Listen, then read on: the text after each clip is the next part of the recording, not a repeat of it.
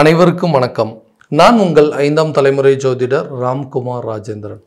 நம்ம இன்னைக்கு பார்க்க போகிற தலைப்பு மிதுன ராசி அன்பர்களுக்கு உங்களுடைய ராசிக்கு 10ஆம் வீடான தொழில் மற்றும் கர்மஸ்தானம், அதாவது மீன ராசியில் நடைபெறவிருக்கும் சனி பகவானுடைய வக்ர நிலை சுமார் 138 நாட்களுக்கு நடைபெறவிருக்கும் இந்த நிகழ்வு நவம்பர் மாதம் 28ஆம் தேதி வரை நடக்கவிருக்குங்க.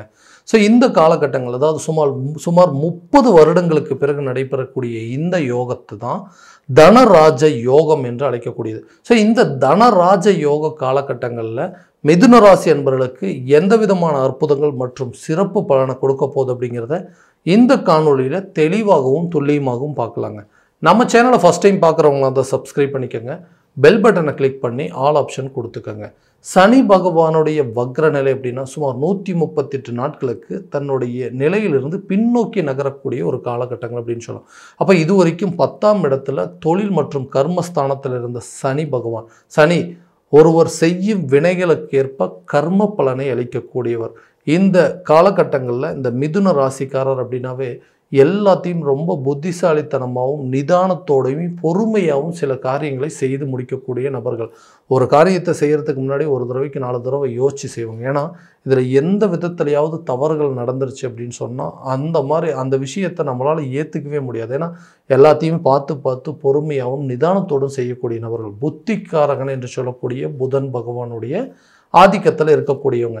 ஸோ இந்த சனி பகவானுடைய இந்த 10ஆம் இடத்துல இந்த வக்ர நிலை அடையும் பொழுது இதுவரைக்குமே இந்த தொழில் ரீதியாக இருந்து வந்த சில தடைகள் அப்படிங்கிறது விலகக்கூடிய காலகட்டமாக இருக்க போகுது. ஏன்னா சனி பகவானுடைய பயிற்சி நடந்துருச்சுங்க, மார்ச் மாதத்துலேயே நடந்துருச்சுனாங்க. ஆனால் அதுக்கப்புறம் எந்த ஒரு மாற்றம் அப்படிங்கிறது இல்லை, தொழிலில் எந்த ஒரு முன்னேற்றமும் இல்லாமல் இருக்குங்க.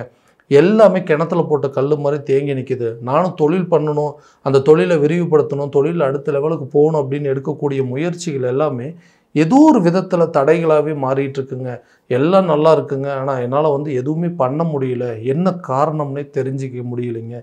எல்லாமே அப்படியே ஆரம்பித்த இடத்துலையே நிற்கிது, அடுத்த லெவலுக்கு போக மாட்டேங்குது அப்படின்னு யோசித்தவங்களுக்கு இந்த காலகட்டங்களில் நிச்சயமாக ஒரு நல்ல பலன் அப்படிங்கிறது கொடுக்குங்க. ஏன்னா இந்த ஜூலை மாதம் 13ஆம் தேதி முதல்ல இந்த சனி பகவானுடைய வக்ர நிலை அப்படிங்கிறது தொடங்கிருச்சு. ஸோ இந்த காலகட்டங்களில் தொழில் ரீதியாக எடுக்கக்கூடிய முயற்சிகள் நல்ல பலனை கொடுக்கும். இது வரைக்கும் யாரெல்லாம் உங்களுக்கு சப்போர்ட் பண்ணாமல் இருந்தவங்களோ அவங்களும் ஏதாவது ஒரு சூழ்நிலையில் உங்களுக்கு ஹெல்ப் பண்ணுற மாதிரி ஒரு நிலைகள் அப்படிங்கிறது வரும். பார்ட்னர்ஷிப் மூலமாகவோ உங்களுக்கு சில அமைப்புகள் அப்படிங்கிறது உருவாகும். இது வரைக்கும் பார்ட்னர்ஸ்னால நிறைய பிரச்சனைகள் வந்திருக்கும். ஒரு தொழிலை ரன் பண்ண முடியாத அளவுக்கு ஏதாவது தொந்தரவுகள் இருந்திருக்கும், இல்லை சரியான விதத்தில் அவங்களுடைய சப்போர்ட் இல்லாமல் இருந்திருக்கும். அந்த அமைப்புகள் அப்படிங்கிறது மாறுங்க. தொழிலில் இருந்து வந்த தடைகள், பண ரீதியாக இருந்து வந்த பிரச்சனைகள், அந்த தொழிலை ஸ்டார்ட் பண்ணுறதுக்கு வழி இல்லாமல் இருந்த நிலைகள் எல்லாமே மாறி புதிய தொழிலை தொடங்குவதற்கான வாய்ப்பு, இல்லது பழைய பிஸ்னஸை மறுபடியும் நல்ல நிலைக்கோ ஒரு புதிய பிரான்ச் ஓப்பன் பண்ணுற மாதிரியோ அல்லது புதிய ஒரு கடை ஓப்பன் பண்ணி ரன் பண்ணுற மாதிரி ஏதாவது ஒரு வாய்ப்புகள் அப்படிங்கிறது கண்டிப்பாக அந்த வக்ர நிலை காலகட்டங்களே உங்களுக்கு கிடைக்கும். ஸோ இதனால் உங்களுடைய பிஸ்னஸை அடுத்த லெவலுக்கு நீங்கள் கொண்டு போகலாம். உங்களுடைய வியாபார யுத்திகள் அப்படிங்கிறது நல்ல நிலையில் கையாளுவீங்க. இதனால் நல்ல ஒரு லாபமான சூழல் அப்படிங்கிறது ஏற்படும். புதுசாக பிஸ்னஸ் ஸ்டார்ட் பண்ணணும்னு நினைக்கிறவங்க கூட இந்த காலகட்டங்களில் கட்டாயம் தொடங்கலாங்க. அதுக்குண்டான வழிகள் அப்படிங்கிறது நிச்சயமாக உங்களுக்கு பிறக்குங்க. வேலையில் இருக்கக்கூடிய நபர்கள், வேலை அப்படிங்கிறது எனக்கு பிடிக்காம தான் செஞ்சிட்ருக்கேங்க, என்ன பண்ணுறது, எனக்கு பிடிச்ச மாதிரி இந்த வேலை இல்லை, நான் நினச்ச மாதிரி இந்த வேலை இல்லை, வேறு வழி இல்லாமல் குடும்ப சூழ்நிலைகளுக்காக வேறு வழி இல்லாமல் இந்த வேலையை செஞ்சிட்ருக்கிறேன், இந்த வேலையில எனக்கு நிம்மதியாக இருக்க முடியல, பணம் அப்படிங்கிறது போதுமான லெவலில் இல்லை, எந்த ஒரு ப்ரொமோஷனும் இல்லைங்க, எந்த ஒரு இன்க்ரிமெண்ட் இல்லாமல் இருக்குது, ஏன்னா அந்த வேலை செய்கிறோம் ஆனால் குடும்ப சூழ்நிலைக்காக வேறு வழி இல்லை, செஞ்சு தான் ஆகணும் அப்படின்னு என்னோடய மனசை நானே தேத்திட்டு இந்த வேலையை செஞ்சிட்ருக்கிறேன். தேவையில்லாத விதத்தில் சில பிரச்சனைகள் அப்படிங்கிறது இருக்குது. கூட ஒர்க் பண்ணுறவங்களாலையும் சரிங்க, இல்லை என்னுடைய உயர் அதிகாரிகள் மூலமோ சரி, அந்த வேலை செய்கிற இடத்துல எனக்கு தேவையில்லாத சில குழப்பங்கள் வந்துட்டுருக்கு. இந்த வேலையை விட்டுட்டு போகலாமா அப்படின்னு நினைக்கிறேன், ஆனால் அடுத்த வேலை எனக்கு கிடைக்குமா, இல்லை திடீர்னு அதுவும் கிடைக்காம போயிடுச்சு அப்படின்னா இருக்கிற வேலையும் தொலைச்ச மாதிரி ஆயிருமேன்னு யோசித்து அடுத்த அடி எடுத்து வைக்கிறதுக்கு சில தயக்கங்கள் இருக்கும். கட்டாயமாக உங்களுக்கு புதிய வேலை கிடைப்பதற்கான சூழல் அப்படிங்கிறது இருக்குங்க. இந்த நேரத்தில் நீங்கள் ட்ரை பண்ணிங்க அப்படின்னா நீங்கள் வாங்கிட்டு இருக்கிற சேலரி விட கண்டிப்பாக அதிக சேலரி அப்படிங்கிறது கிடைக்கும். வேலை செய்கிறதுல இது வரைக்கும் இருந்து வந்த சில பிரச்சனைகள், கூட வேலை பார்க்குறவங்களால் இருந்து வந்த சில தடைகள் அப்படிங்கிறது விலகுங்க. நிச்சயமாக வெளியூர் அல்லது வெளிநாடு சம்மந்தப்பட்ட பயணங்களை மேற்கொள்ளக்கூடிய யோகமும் இருக்குது.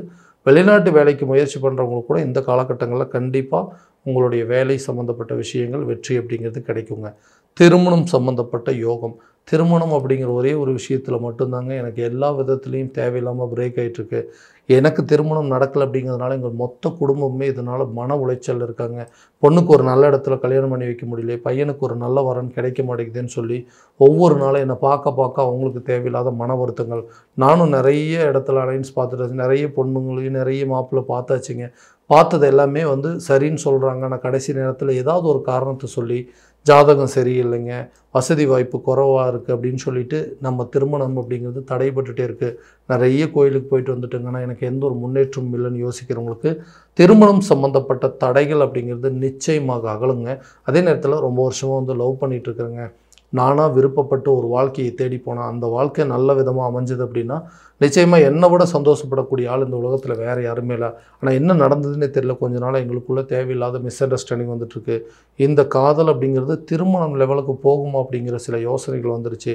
அந்த மாதிரி சில விஷயங்கள், அதே நேரத்தில் எங்களுக்குள்ள மன கஷ்டங்கள், அதாவது சங்கடங்கள் ஏற்பட்டு 2 பேருமே பிரிந்து போகக்கூடிய சூழ்நிலைகள், நிறைய பேர் வந்து விட்டு பிரிஞ்சுட்டே போயிருப்பாங்க. அந்த மாதிரி நிலைகள்லாம் மாறுங்க. பிரிந்த நபர்கள் ஒன்று சேருவதற்கான சில முயற்சிகளை இந்த நேரத்தில் கை கொடுங்க.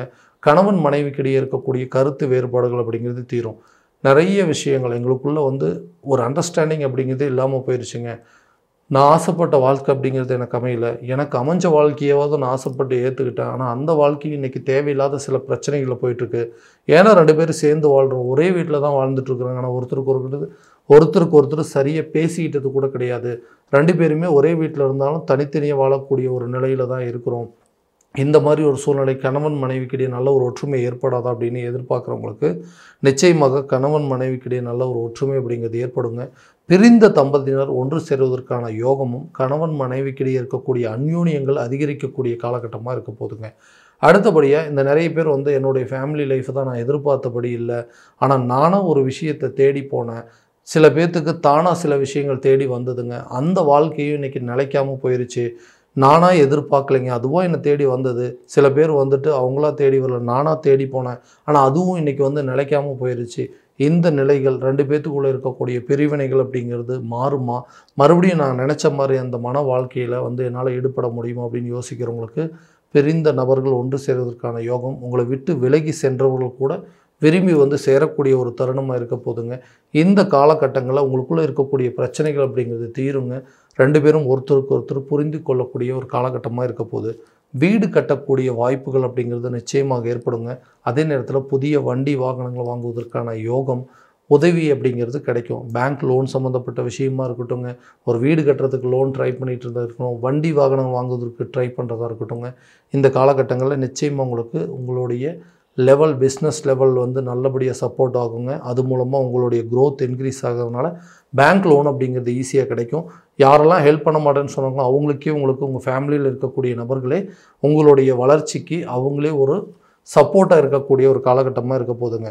ஆரோக்கியம் சம்மந்தப்பட்ட விஷயத்தில் கட்டாயம் கவனம் செலுத்தணுங்க. இந்த ஆரோக்கியத்தில் இருக்கக்கூடிய பிரச்சனைகள் ஏதாவது ஒரு விதத்தில் தீர்வாகக்கூடிய ஒரு காலகட்டமாக இருக்க போது அதுக்குண்டான ட்ரீட்மெண்ட் எடுத்தீங்க அப்படின்னா நிச்சயமாக இந்த காலகட்டங்களில் உங்களுக்கு நல்ல ஒரு சப்போர்ட் இருக்கும். ஏன்னா நிறைய ட்ரீட்மெண்ட் பார்த்துட்டே இருக்கும், ஆனால் அது எதுவுமே வந்து நல்ல சப்போர்ட் ஆக மாட்டேங்குதுங்க. என்ன பிரச்சனைன்னே தெரியல, பிரச்சனைக்கு தீர்வுகளே கிடைக்க மாட்டேங்குது, பார்க்காத ஹாஸ்பிட்டல் இல்லை, எல்லா வைத்தியமும் பண்ணிட்டேன், ஆனால் இந்த உடல் ரீதியாக இருக்கக்கூடிய பாதிப்புகள் அப்படிங்கிறது விலக மாட்டேங்குது அப்படின்னா நிச்சயமாக இந்த ஆரோக்கியம் சார்ந்த சில விளைவுகள், இந்த பிரச்சனைகள் அப்படிங்கிறதெல்லாம் தீருங்க.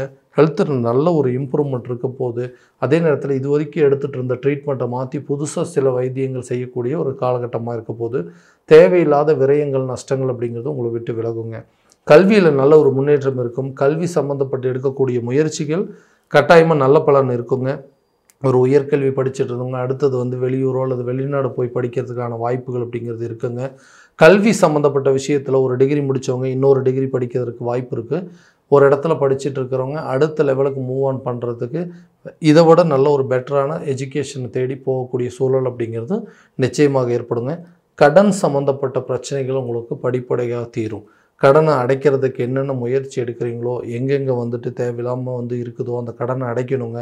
இருக்கிற ப்ராப்பர்ட்டியை வித்தாவது அந்த கடனை அடைச்சிடலாம், இல்லை ஒரு பேங்க் மூலமாக லோன் கிடைச்சதுன்னா பரவாயில்ல, இல்லை ஒரு மொத்தமாக ஒரு இடத்துல தொகையை வாங்கி இந்த சில்லறையாக இருக்கக்கூடிய கடன்கள், அங்கங்கே இருக்கக்கூடிய கடன்கள்லாம் அடைச்சிட்டு ஒரே இடத்துல இருந்து அந்த பிரச்சனையை சமாளிக்கணும்னு எதிர்பார்த்துட்டு இருக்கிறவங்களுக்கு கூட ஏதாவது ஒரு விதத்தில் அந்த பணம் ரீதியாக பிரச்சனைகள் அப்படிங்கிறது தீரும். கடனை அடைப்பதற்கு எடுக்கிற முயற்சிகள் கூட நல்ல பலன் அப்படிங்கிறது கண்டிப்பாக கொடுக்குங்க.